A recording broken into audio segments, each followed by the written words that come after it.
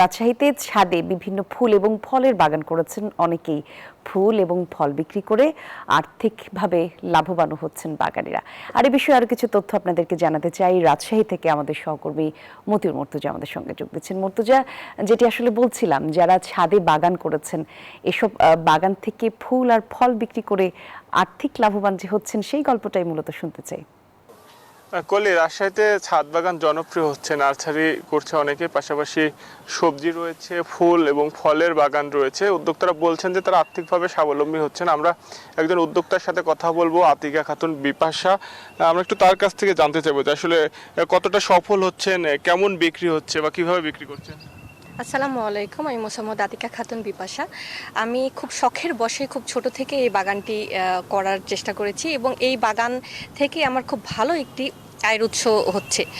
আর monthly আমি প্রায় 30,000 টাকা থেকে সর্বোচ্চ 2.5 লক্ষ পর্যন্ত এই ছাদ বাগান থেকে আমি আর্নিং করতে পেরেছি আলহামদুলিল্লাহ। আর আমার পরিবার সবসময় আমাকে সাপোর্ট করেছেন, আমার ভাই, আমার বাবা মা খুব সাপোর্ট করেছেন আমাকে বাগান করতে।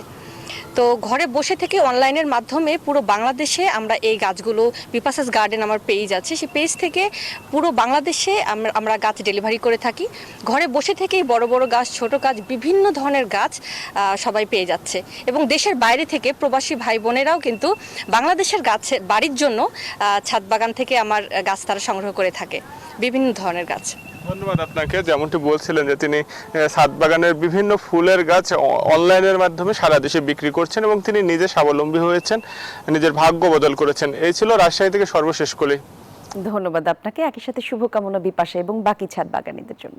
Bashundhara public school and college 2026 শিক্ষাবর্ষে ভর্তি চলছে।